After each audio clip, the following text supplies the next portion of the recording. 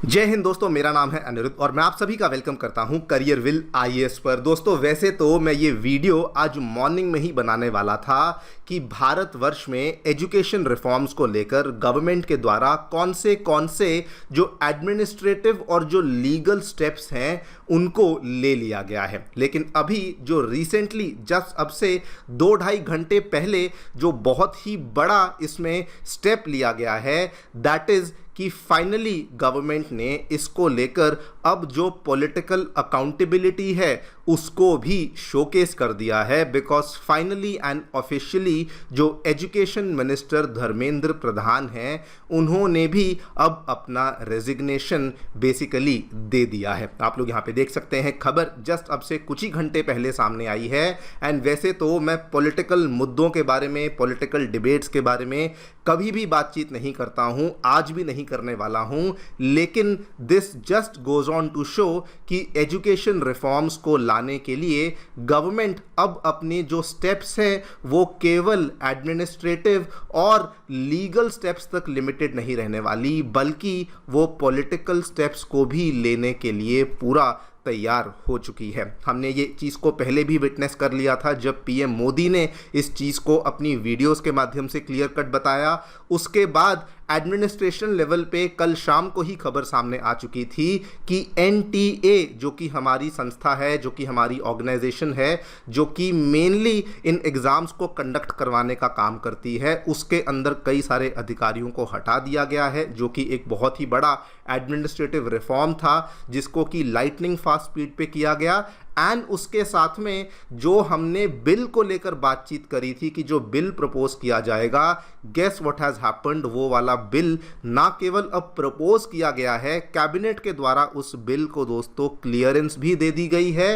And even परसों Monday को हमारे मॉनसून सत्र में वो वाले बिल के बारे में डिस्कशन और चर्चा भी हम लोग करने वाले हैं। इन्हीं सब चीज़ों के बारे में चर्चा करेंगे, क्या एग्जैक्टली यहाँ पे हुआ है, व्हाट इज़ द रीजनिंग जिसके चलते धर्मेंद्र प्रधान जी ने अपने रेजिग्नेशन को यहाँ पे सौंपा है, and what are the other and all the steps जो कि गवर्नमेंट यहाँ पे ले रही है। बड़ी पिक्चर क्या है, एडमिनिस्ट्रेशनल लेवल पे, लीगल लेवल पे, पॉलिटिकल लेवल पे क्या क्या कदम हैं जो कि लिए जा रहे हैं। आइए शुरू करते हैं मेरे साथ। मेरा नाम है अनिरुद्ध। यदि आप लोग हमें फॉलो करना चाहते हैं तो दिए गए टेलीग्राम चैनल के माध्यम से ऐसा कर सकते हैं। All right, directly coming to the news, क्या देखने मिला है दोस्तों, जस्ट अब से कुछ ही घंटे पहले धर्मेंद्र प्रधान जी के द्वारा अपने रेजिग्नेशन को दिया गया। और उसमें ये रेजिग्नेशन आप यहाँ पे देख सकते हैं, हिंदी में उन्होंने इस पूरे के पूरे पत्र को अपने सोशल मीडिया प्लेटफॉर्म के माध्यम से बताया। इन्होंने क्लियर कट बताया कि पिछले कुछ टाइम में क्या घटनाएं हुई हैं। 3 मई को हुआ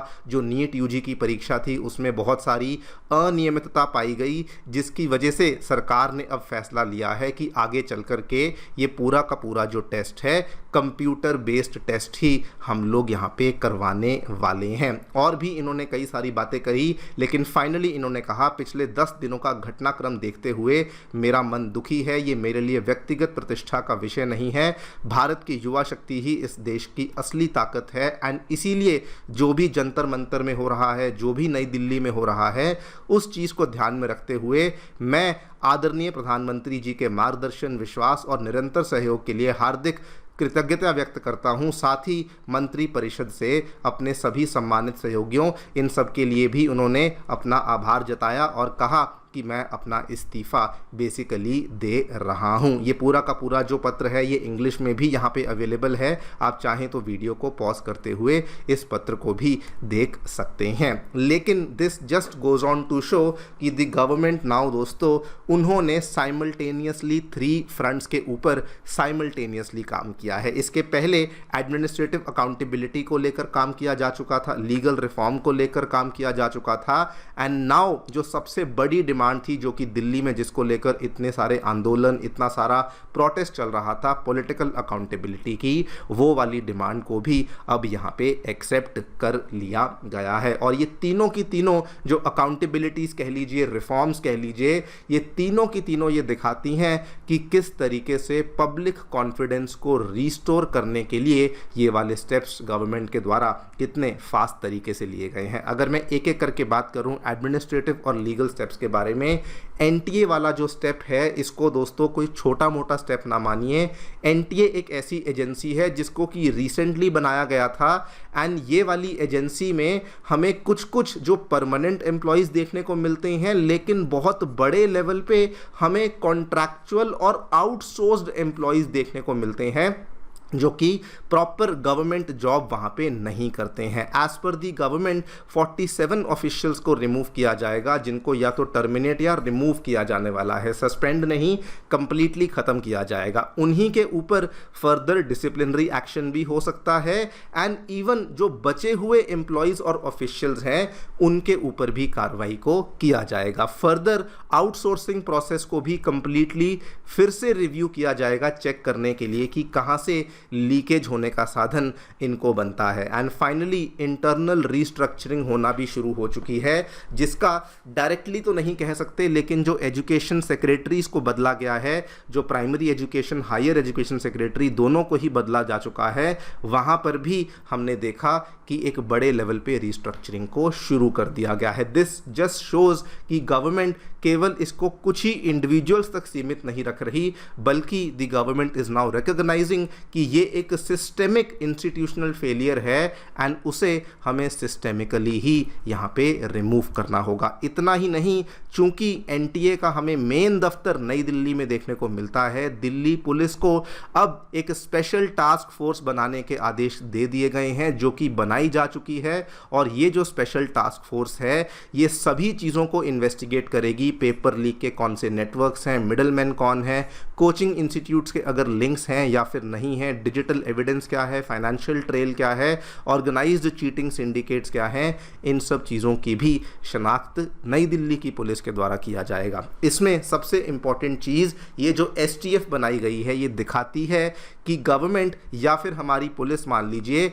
ये केवल इसको एक आइसोलेटेड सिंपल पेपर लीक या फिर चीटिंग का केस नहीं मान रही, बल्कि वो लोग इसे ऑर्गेनाइज्ड क्राइम की तरह ट्रीट कर रहे हैं, जो कि एक बहुत ही बड़े लेवल पे कंप्लीट देशव्यापी लेवल पे हमें देखने को मिल रहा है। आप इस चीज़ को लेकर अगेन खबर देख सकते हैं, NEET UG leak controversy, NTA sacks 47 officials, Delhi police के द्वारा एसटीएफ को सेटअप भी कर दिया गया है। फाइनली दोस्तों, जो लीगल लेवल पे स्टेप लिया गया है, जो कि अगेन मैं कहूँगा लाइटनिंग स्पीड पे लिया गया, जो कि यूनियन कैबिनेट ने नया anti paper leak bill approve कर दिया है। ऐसा होने में बहुत समय लगता है, एक नया बिल बनाने में ही बहुत समय लगता है, कैबिनेट के अप्रूव करने में बहुत समय लगता है, लेकिन this time in obviously record speed government के द्वारा नया एजुकेशन बिल लाया गया है। Propose law introduces extremely severe punishments. Maximum imprisonment 10 साल की है, मैक्सिमम फाइन कम से कम 10 करोड़ के आसपास का देखने को मिलेगा। और ये बिल भी पूरी परिभाषा को ही चेंज कर रहा है। दे आर नाउ सेइंग कि पेपर लीक अगर कोई होती है तो वो ऑर्गेनाइज्ड क्राइम की तरह ट्रीट की जाएगी। क्रिमिनल सिंडिकेट्स इसको करवा रहे हैं, कुछ बड़े बड़े इंस्टीट्यूशंस हैं जो कि चीटिंग को करवाते हैं, एंड उन सभी लोगों को हम लोग निशाने पे लेने वाले हैं। केवल जो यहाँ पे पेपर खरीदता, जो बेचता है, केवल वो नहीं, बल्कि पेपर खरीदने वालों के ऊपर भी कार्रवाई होगी, कॉन्स्पिरेटर्स के ऊपर कार्रवाई होगी, रिपीटेड ऑफेंडर्स के ऊपर भी कार्रवाई को किया जाएगा। एंड सिंस ये पूरे के पूरे इकोसिस्टम को ही टारगेट पे लिया गया है, तो इसीलिए ये लोग केवल इसको एक आइसोलेटेड ऑफेंस की तरह ट्रीट नहीं करने वाले, बल्कि ये पूरे ऑर्गेनाइज्ड नेटवर्क को ही खदेड़ने के लिए, डिसमेंटल करने के लिए ये वाले बिल को पेश किया जा रहा है। नाउ दोस्तों, this is genuinely a very very welcome and much needed move. सरकार भले कोई भी हो या कोई भी ना हो, इम्पॉर्टेंट ये है कि ये इंडिया में इतने सारे बच्चे हैं, इतने सारे बड़े बड़े लेवल के एग्जामिनेशंस होते हैं, NEET, JEE, CUET, UGC, state PSC, police recruitment, teacher recruitment, railway recruitment, इन सभी में कम से कम नहीं तो 10-10 करोड़ के आसपास लोग हैं जो कि टोटली यहाँ पे फॉर्म्स को भरते हैं, एग्ज़ाम्स को देते हैं। अगर एक पेपर भी लीक हो जाता है तो वो सोचिए कितना ज़्यादा उसके रेपरकशंस, कितने ज़्यादा उसके नेगेटिव इम्पैक्ट्स हमें देखने को मिलते हैं। इसीलिए ये बिल आगे चलते हुए हमेशा बच्चों के लिए बहुत ही ज़्यादा एक लाभदायक चीज़ होने वाली है। आगे चलकर क्या होगा, अब देखिए, वन थिंग जो कि हमें मंडे तक वेट करना होगा, पार्लियामेंट में बिल को लेकर डिस्कशन होने वाली है।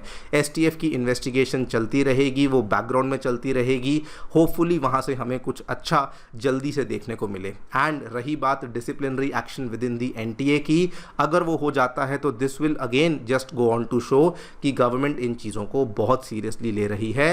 एंड ऑल्सो कुछ और डीपर स्ट्रक्चरल रिफॉर्म्स भी हैं जो कि अनाउंस किए जाने चाहिए, जिसके बेसिस पे अगर कोई और भी कमियां हैं तो वो भी सॉल्व करी जानी चाहिए। देखते हैं क्या होता है। आपकी जो भी राय है बताइए कमेंट सेक्शन में। मेरी तरफ से इतना ही। Thank you so much for listening. Stay tuned and